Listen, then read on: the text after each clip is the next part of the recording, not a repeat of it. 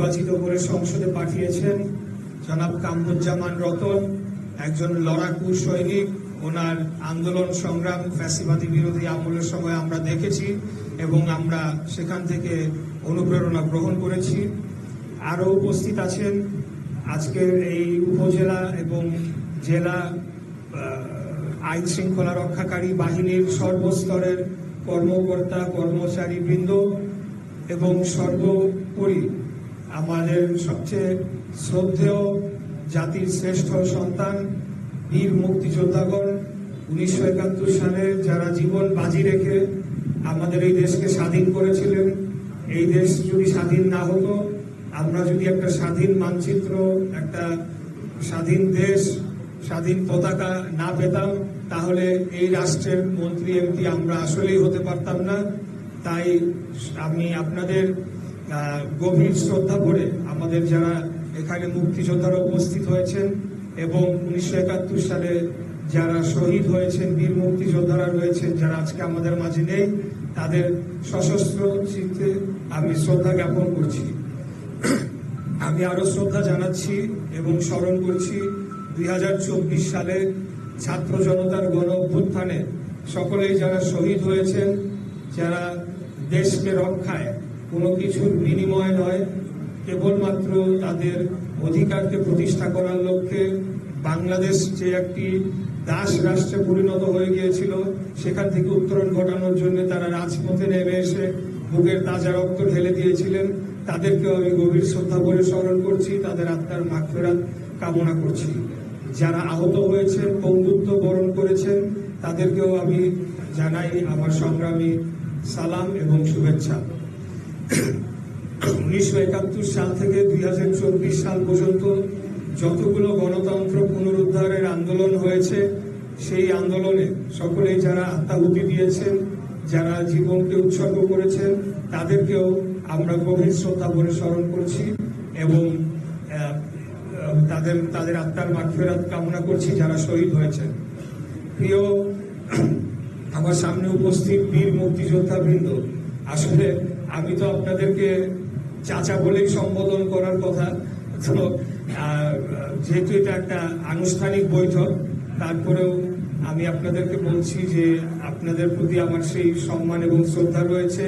আমি আপনাদের সন্তান তুল্য, আপনারা আমার জন্য দোয়া করবেন যাতে এই যে গুরু দায়িত্বটি আমাকে দেয়া হয়েছে, আমাদের প্রাণপ্রিয় নেতা আজকের প্রধানমন্ত্রী, মাননীয় প্রধানমন্ত্রী দেশনায়ক জনাব তারেক রহমান মুক্তিযুদ্ধ বিষয়ক মন্ত্রণালয়ের মতো একটি অত্যন্ত সম্মানজনক একটি মন্ত্রণালয়, যেটাকে আমি বলি যে কেউ চাইলেই আজকে এই মুক্তিযুদ্ধের সাথে সম্পৃক্ত হতে পারবে না অথবা এই মন্ত্রণালয়ের সাথে সম্পৃক্ত হতে পারবে না।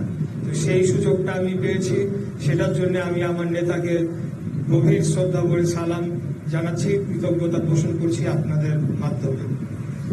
আমার বাবা একজন গেরিলা মুক্তিযোদ্ধা ছিলেন, যেটি ইতিমধ্যে আপনারা শুনেছেন। মুক্তিযুদ্ধ আমাদের জীবনের একটি অবিচ্ছেদ্য অংশ শুধু নয়, এটা আমাদের অস্তিত্ব, এটাই আমাদের পরিচয়। এবং এই মুক্তিযুদ্ধের মাধ্যমে এই বাংলাদেশ প্রতিষ্ঠা শুধু হয়নি, আগামী যতদিন বাংলাদেশ থাকবে এই মুক্তিযুদ্ধের উপর ভিত্তি করে মুক্তিযুদ্ধের যে আদর্শ ছিল সেটিকে সমাজের সর্বস্তরে প্রতিষ্ঠা করার মাধ্যমে আমরা বাংলাদেশ যে একটা বীরের জাতি, আমরা যুদ্ধ করে রক্ত দিয়ে অস্ত্র হাতে তুলে নিয়ে এই দেশকে স্বাধীন করেছিলেন আপনারা, সেটা আমরা গর্ব ভরে আমরা আজীবন মনে রাখবো এবং জাতি আপনাদের কাছে সারা জীবন কৃতজ্ঞ থাকবে, এটা আমি বিশ্বাস করি।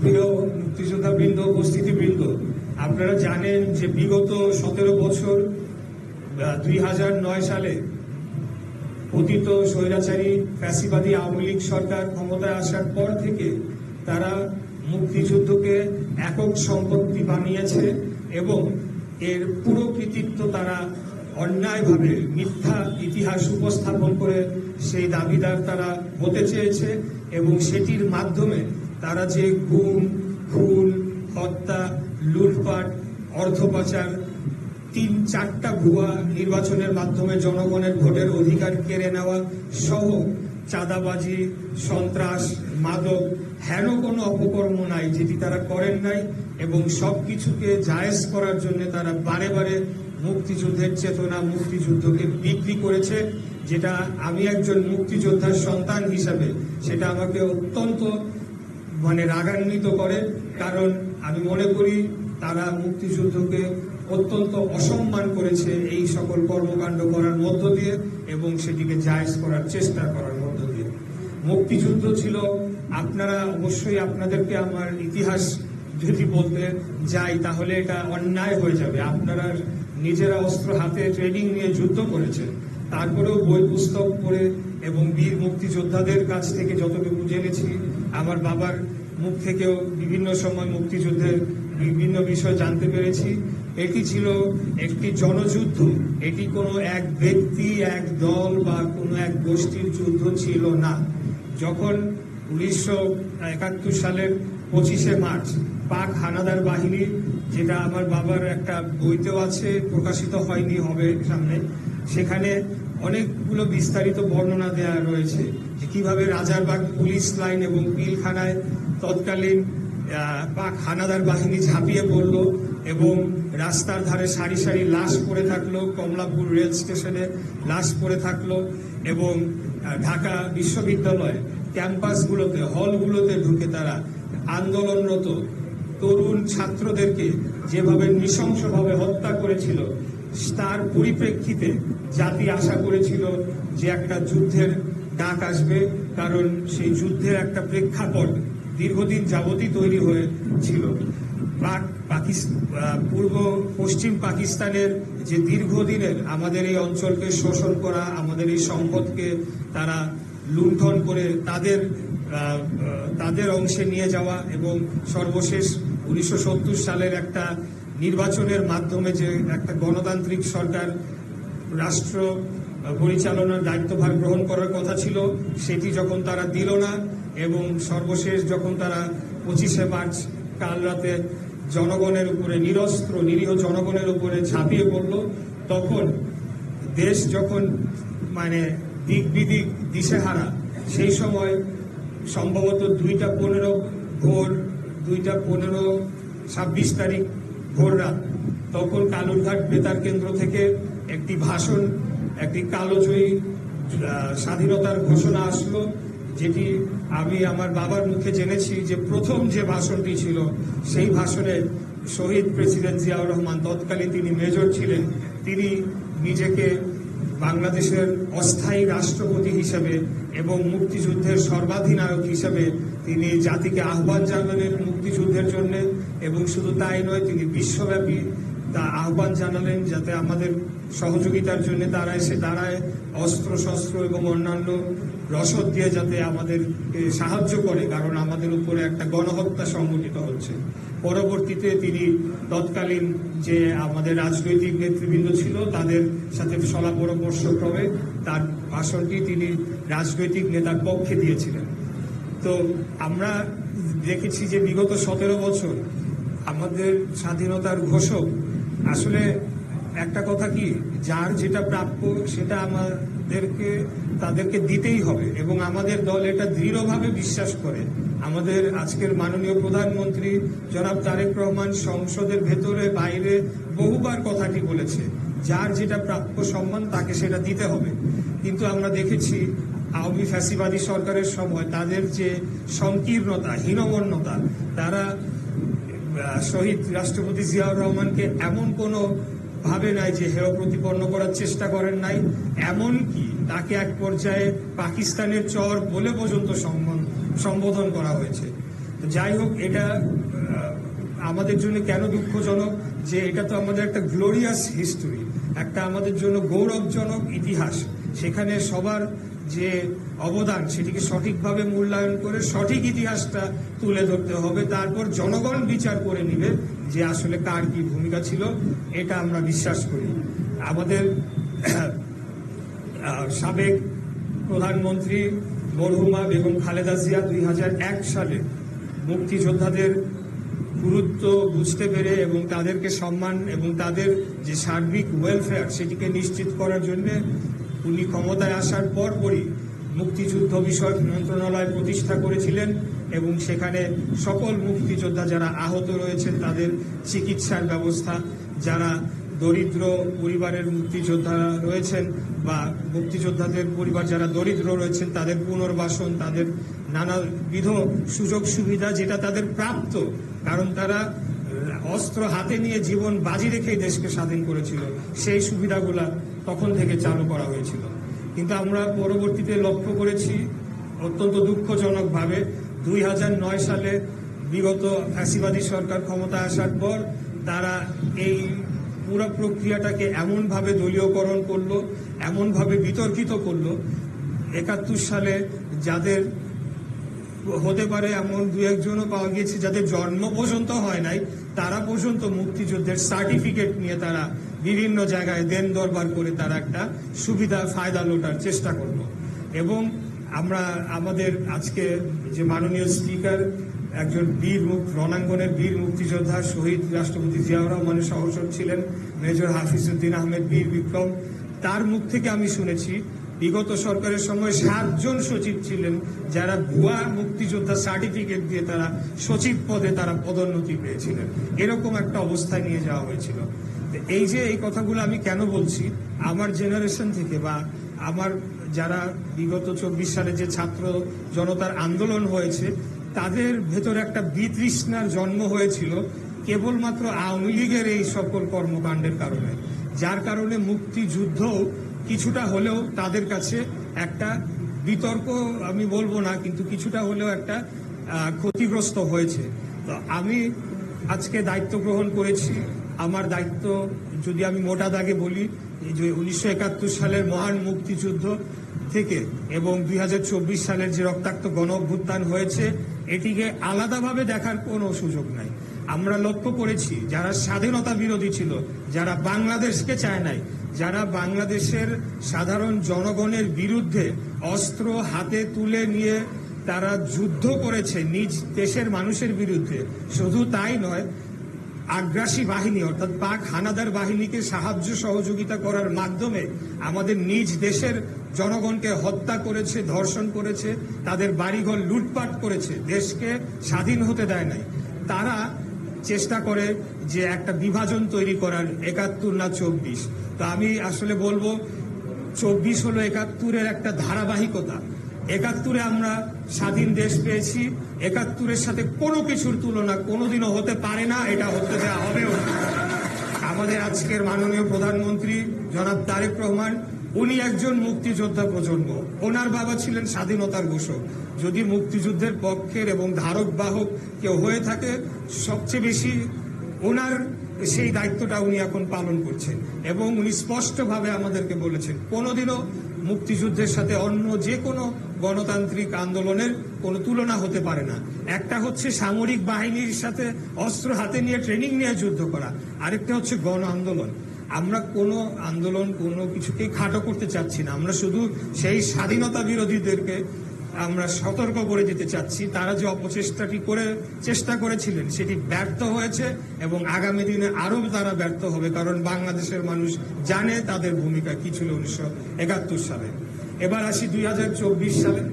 এখানে আমি আপনাদেরকে এতটুকু বলতে পারি 24 সালে ছাত্র জনতার গণ অভ্যুত্থানে যারা অংশগ্রহণ করেছিলেন বেশিরভাগই মুক্তিযোদ্ধাদের সন্তানরা ছিলেন, বেশিরভাগই মুক্তিযোদ্ধা পরিবারদের সন্তানরা ছিলেন এবং মুক্তিযুদ্ধের সময় যে ঘটনাটি ঘটেছিল সেখান থেকে অনুপ্রেরণা নিয়ে সাহস নিয়ে আন্দোলন সংগ্রামে তারা ঝাঁপিয়ে পড়েছিলেন।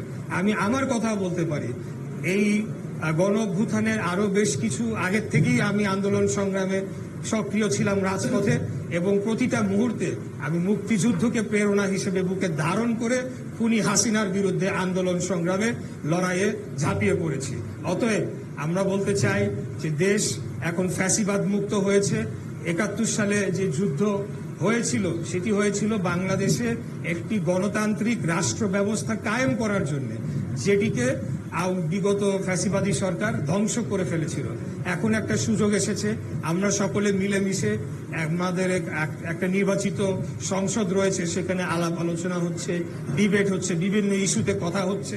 আমরা এই আলাপ আলোচনার মাধ্যমে বাংলাদেশকে এগিয়ে নিয়ে একটা শক্তিশালী রাষ্ট্রে গড়তে চাই। কারণ আমাদের যে ভৌগোলিক অবস্থান অত্যন্ত, আপনারা নিশ্চয়ই অবহিত আছেন, আমাদের চারপাশ সবকিছু মিলিয়ে যদি আপনারা এটাকে বিশ্লেষণ করেন তাহলে বাংলাদেশে একটি শক্তিশালী সরকার এবং সুশাসন অত্যন্ত প্রয়োজন যদি আমরা আমাদের প্রতিরক্ষা ব্যবস্থা, আমাদের ন্যাশনাল সিকিউরিটিকে জোরদার করে রাখতে চাই, যাতে আমাদের এই ভূখণ্ড এটিকে আমরা রক্ষা করতে চাই, এই ভূখণ্ডের অখণ্ডতাকে যদি আমরা রক্ষা করতে চাই।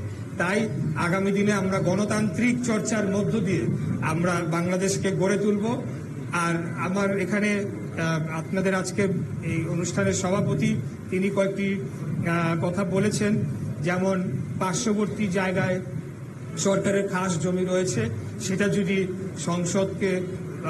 সংসদের অনুকূলে বরাদ্দ দেওয়া হয় অথবা এই কমপ্লেক্সের মাধ্যমে যদি পরিচালনার দায়িত্ব দেওয়া হয়, সেখানে কিছু কমার্শিয়াল অ্যাক্টিভিটি করে আপনারা আপনাদের কার্যক্রমটা অন্তত চালাতে পারবেন। এটা আমি নোট করে নিয়ে গেলাম।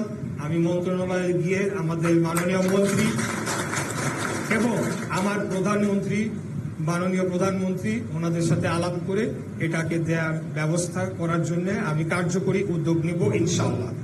দ্বিতীয়, এখানে আপনারা জানেন যে বীর নিবাস নামে একটি প্রজেক্ট করা হয়েছিল। সেখানে বীর মুক্তিযোদ্ধা যারা অসচ্ছল, যাদের বাসস্থান নেই, তাদের জন্য বাসস্থান সরকারি খরচে নির্মাণ করে দেওয়ার একটা প্রজেক্ট চলমান রয়েছে। কিন্তু আমরা লক্ষ্য করেছি যে বিগত আওয়ামী সরকারের আমলে এখানে প্রচন্ডভাবে দলীয়করণ করা হয়েছে, যেখানে ভুয়া মুক্তিযোদ্ধার সার্টিফিকেট বিলি বন্টন করা হয়েছে।